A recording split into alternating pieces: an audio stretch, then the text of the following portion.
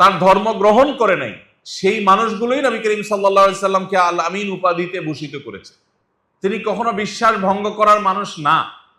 তিনি যখন মক্কা থেকে হিজরত করে মদিনায় আসেন, যেই মক্কার মানুষদের অত্যাচারে নিপীড়নে নিজের মাতৃভূমি ফেলে রেখে অজানার উদ্দেশ্যে নতুন একটা ভূমিতে মদিনার উদ্দেশ্যে তিনি বের হয়ে যেতে হচ্ছে, সেরকম কঠিন একটা পরিস্থিতিতে সিচুয়েশনে তিনি যখন তার অত্যন্ত কাছের স্নেহভাজন আলী রাদিয়াল্লাহু তাআলা আনহুকে যখন ডেকে বললেন, আলী, আমি যে কোনো মুহূর্তে মক্কা ত্যাগ করব, কিন্তু তুমি ত্যাগ করতে পারবে না।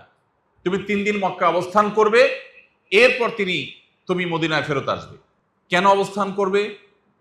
নবী সাল্লাল্লাহু আলাইহি সাল্লাম বললেন, তোমার 3 দিনে কিছু কাজ আছে, কাজগুলো আমি বুঝিয়ে দিচ্ছি। কাজ হলো, দীর্ঘদিন পর্যন্ত মক্কার মানুষেরা নবী সাল্লাল্লাহু আলাইহি সাল্লামকে আল আমিন এবং বিশ্বস্ত হিসাবে সার্টিফিকেট দিয়ে, উপাধি দিয়ে, টাইটেল দিয়ে তার কাছে তাদের সব মূল্যবান সম্পদগুলো জমা রাখতেন।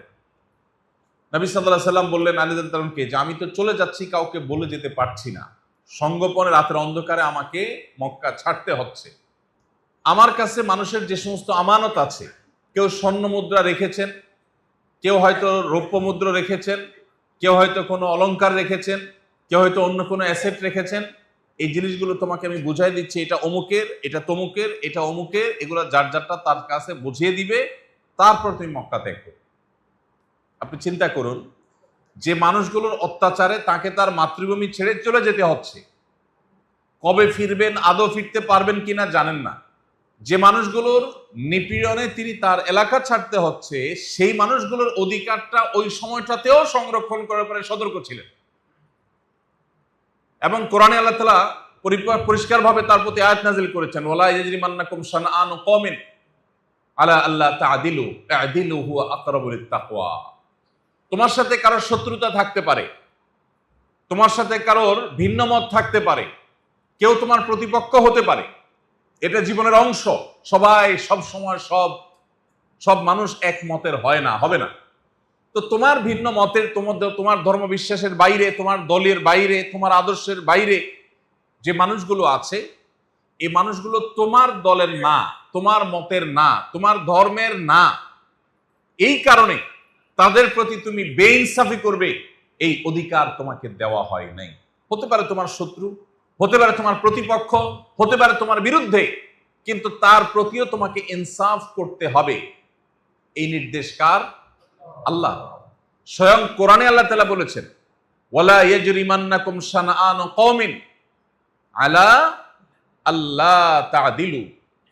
কারোর প্রতি শত্রুতা আছে, সেজন্য তুমি তার প্রতি বেইনসাফ করতে পারবে না, এই সুযোগ নাই। কোরআনে সবচেয়ে বেশি যে কয়েকটা নির্দেশ পাওয়া যায়, সবচেয়ে বেশি বারবার পাতায় পাতায় আল্লাহ রাব্বুল আলামিন যে নির্দেশ আমাদের জন্য জারি করেছেন, সেটা হলো ইনসাফ করা। অন্তত 40 বার কোরআনে কারিমে 40 বার আল্লাহ রাব্বুল আলামিন আমাদেরকে ইনসাফ করার নির্দেশ জারি করেছেন বিভিন্ন জায়গায়। কোথাও কোথাও আদল শব্দটি ব্যবহার করা হয়েছে, কোথাও কিসত শব্দটি ব্যবহার করা হয়েছে, কোথাও অন্য কোনো প্রতিশব্দ ব্যবহার করা হয়েছে, কিন্তু বারবার কোরআনে আমাদেরকে আল্লাহ স্মরণ করিয়ে দিয়েছেন আমরা যেন ইনসাফ করি, আমরা যেন ন্যায় বিচার করি। এই ন্যায় বিচার, এই ইনসাফ আমরা সাধারণত মনে করি এটা তো যারা বিচারক তাদের কাজ। প্রত্যেকটা মানুষ প্রতিদিন অসংখ্যবার তার জীবনে ন্যায় বিচারের প্রশ্ন আসে। আজকে সকাল থেকে এই যে রাত হলো, এই পুরো সময়ের মধ্যে আপনার অন্তত কয়েকবার করে ন্যায় বিচার করবার প্রশ্ন আপনার সামনে এসেছে। আপনার সন্তানদেরকে যখন আপনি ভালোবাসবেন, তাদেরকে কোনো উপহার উপঢৌকন দিবেন, গিফট দিবেন, সেখানে আপনার ন্যায় বিচারের প্রশ্ন আছে। আপনি যখন মসজিদে প্রবেশ করেছেন, আপনার সাথে আরো লোকজন প্রবেশ করেছে, এখানেও ন্যায় বিচারের প্রশ্ন আছে। আপনি যখন আজকের এই সিরাত আয়োজনে এসেছেন, উপস্থিত হয়েছেন, এখানে আপনার আশেপাশের লোক যারা আছে তাদের প্রতিও ন্যায় বিচারের প্রশ্ন আছে। আপনার নিজের বসার সুবিধার জন্য আপনি স্বার্থপরের মতো করে জায়গা করে নিলেন, পেছন থেকে কে দেখছে কি দেখছে না, কার গায়ে ধাক্কা লাগলো কি লাগলো না, কিছুই দেখলেন না আপনি, এখানে ন্যায় বিচারের প্রশ্ন আছে না নেই? ইমানদারের জীবনে প্রতিদিন অগণিতবার তার ন্যায় বিচারের প্রশ্ন তার সামনে এসে দাঁড়ায়। আপনি একটা রিক্সা উঠলেন, সেই রিক্সা চালকের প্রাপ্য অধিকার দেওয়ার ক্ষেত্রে ন্যায় বিচারের প্রশ্ন আছে না নাই? উঠার সময় আপনি মুলামুলি করে উঠলেন না, নামার সময় ঝগড়া বাঁধায় দিলেন, টাকাটা দিলেন ঠিকই, দুটা কটু কথা শুনে দিয়ে চলে গেলেন, ন্যায় বিচারের প্রশ্ন আছে না নাই? আপনি যাচ্ছেন এখান থেকে আজিমপুর, মোড়ে দেখলেন আপনার বন্ধু বাইক নিয়ে যাচ্ছেন এবং কোন রিক্সাওয়ালার সাথে লেগে গেছে এবং ইস্যুটা একটু বড় হয়েছে, জটলা পাকিয়ে গেছে। আপনি তাকিয়ে দেখলেন আরে আপনার দোস্ত বা আপনার প্রতিবেশী বা আপনার সহকর্মী, আপনি সেখানে অগ্রসর হয়ে গেলেন। আপনি আগে থেকে আপনার বন্ধু যেহেতু, আপনার পরিচিত লোক যেহেতু, আগে থেকে আপনি বায়াসড, এখন চোখ বন্ধ করে আপনি তার পক্ষ হয়ে রিক্সাওয়ালার সাথে তর্ক জড়িয়ে দিলেন। ন্যায় বিচারের প্রশ্ন আছে না নাই?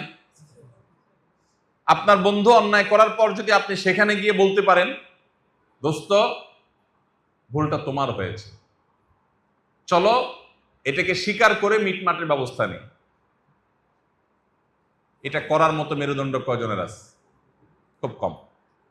প্রিয় ভাইরা আমার, আজ ন্যায় বিচারের যে সংকট আমাদের ঘরের অভ্যন্তর থেকে নিয়ে, রাস্তাঘাট থেকে নিয়ে, অফিস আদালত থেকে নিয়ে রাষ্ট্রের সর্বোচ্চ পর্যায় পর্যন্ত প্রত্যেকটা সেক্টরে, প্রত্যেকটা জায়গায় যে পরিমাণ ন্যায় বিচারের সংকট আছে, এই ন্যায় বিচারের সংকট মোকাবেলা করার সবচেয়ে সহজ পথ হলো মুহাম্মদ সাল্লাল্লাহু আলাইহি সাল্লামকে চর্চা করা, তার সিরাত অধ্যয়ন করা, তার অনুকরণ অনুসরণ করা এবং তাকে আমাদের জীবনে প্রাসঙ্গিক করে তোলা।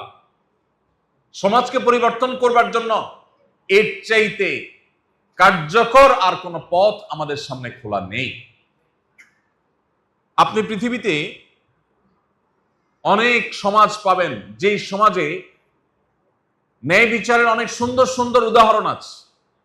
আপনি যদি পশ্চিমে চলে যান, পূবে চলে যান, ইউরোপ আমেরিকাতে চলে যান, আপনি দেখবেন ন্যায় বিচারের দারুণ দারুণ উদাহরণ আছে।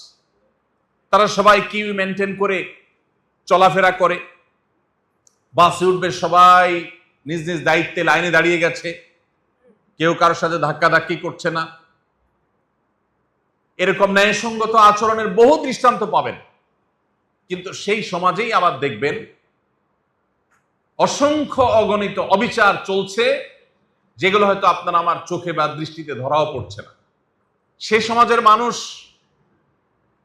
তাদের ট্যাক্সের টাকায় যখন ফিলিস্তিনের নিরীহ মানুষের উপরে বোমা মারা হয়, তখন তারা মুখে কুলুপ এঁটে বসে থাকে। ন্যায় বিচার না অবিচার? অবিচার।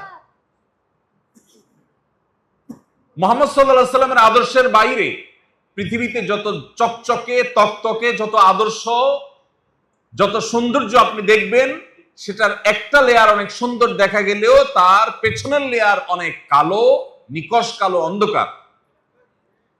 আপনি যদি সকল লেয়ারে উজ্জ্বলতা আশা করেন, সকল লেয়ারে সৌন্দর্য আশা করেন, তাহলে মুহাম্মদ সাল্লাল্লাহু আলাইহি সাল্লামকে চর্চার কোনো বিকল্প পথ আপনার সামনে খোলে না।